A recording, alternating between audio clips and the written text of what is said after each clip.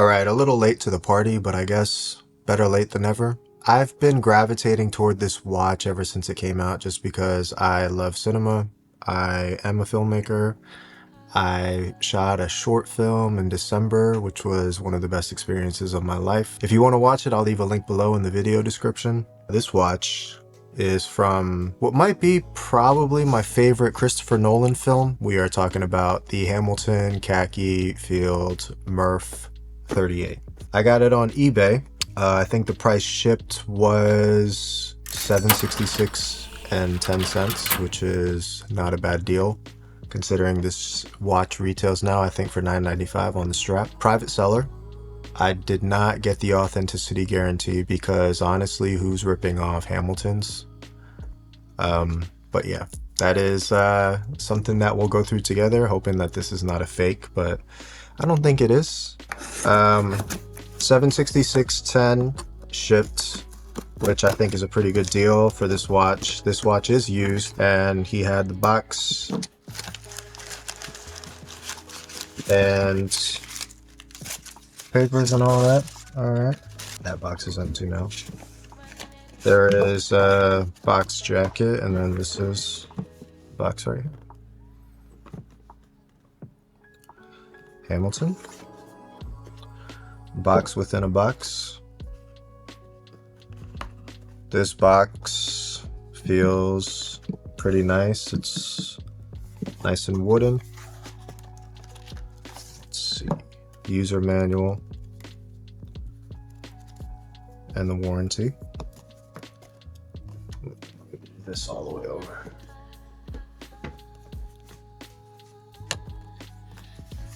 Warranty card is inside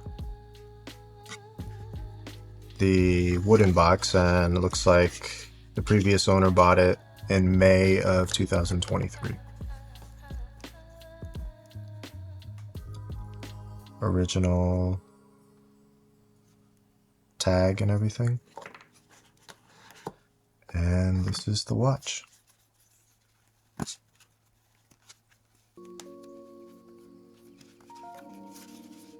The box is nice. Really enjoy the wooden box. And we have the watch right here. Okay.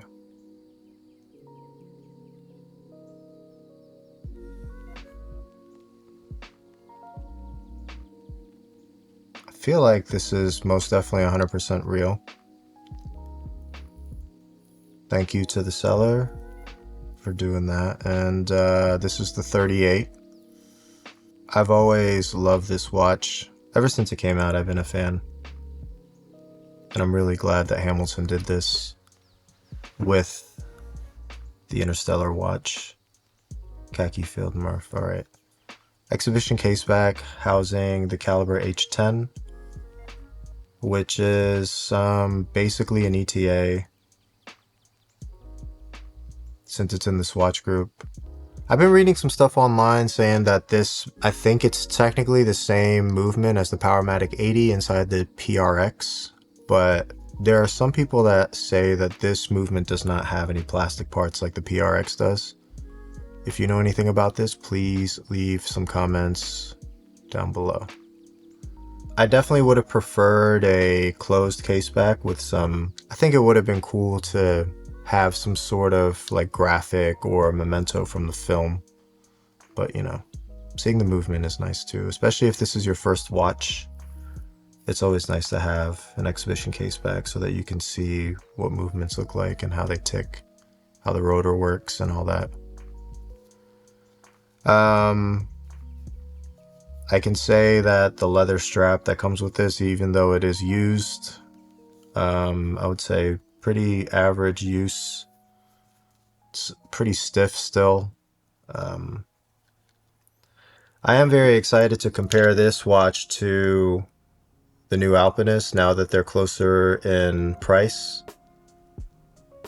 The new Alpinist, the SPB 507 that you see on the left is, I think it's retailing for $950. And then the Hamilton Khaki Field Murph 38 is retailing now for $9.95, I believe, according to Teddy's website. So these two, I'm going to do a head-to-head video comparing these two, which I think will be a fun video to do. If you're a watch enthusiast and have been, you know, hanging out in the watch world on YouTube for the last 3 years, this watch has probably popped up and it's been on your radar for a while. It has been for me.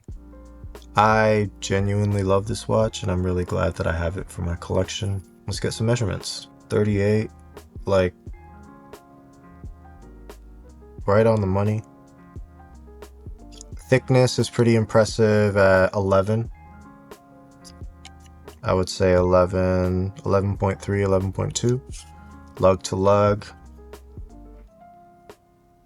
is 45-ish, 44.3, maybe even shorter than that. Yeah, like 44.4.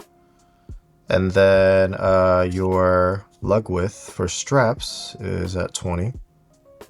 That's definitely a 20 there. Cool. Kind of in my field watch era. These two will definitely do it for me.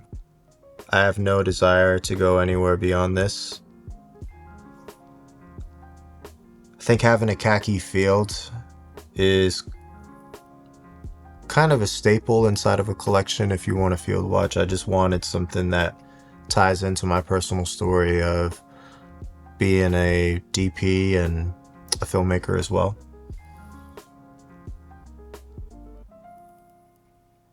This watch is beautiful. Let's get it on the wrist.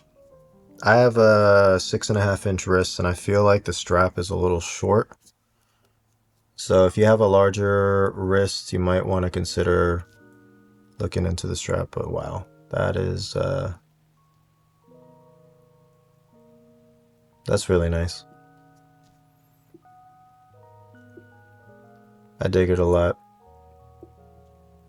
This is my first Hamilton ever too. So this is really nice moment for me.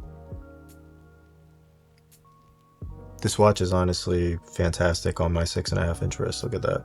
It's great. No complaints. Zero notes. Will this show up on here? All the Arabics are loomed with the cathedral hands. There's no loom on the second hand. But, you know, that's pretty sick. That's cool. Let's do some strap swaps and then we'll end the video. This is the Artem Hydroflex loopless.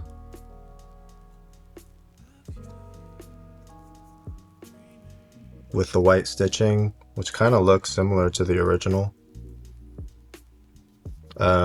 This is probably what this watch is going to live on for 99% of the time.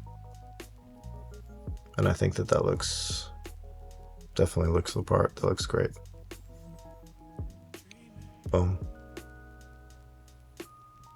Hell yeah, bro. That's on some like Jurassic Park expedition type stuff, bro. Wow. That green is nice with that. That's cool. I dig it. This Sigma strap is my favorite combination for nylon currently. I think that they've really knocked it out of the park with the buckle and the clasp here, which is really great. I've been wearing this nonstop on the Alpinist and I think it'll look really good here on the Hamilton Murph. Yeah, that looks sick. Could probably tighten it a little bit, but with the faux khaki like Arabic numerals and that strap, that looks pretty sick, guys. Wow, love it. All right, so definitely gonna do a comparison between the Hamilton Murph and this new SPB 507. Visual essays for both of these watches will be on the way. I'm gonna share my short film link down below if you want to watch it. We got into Atlanta Film Festival, which is great. We just premiered it on Friday. I appreciate you watching. Please check out my other videos on the channel. If you have any questions about the Hamilton Murph 38, leave it down below, and I'll see you on the next video. Peace.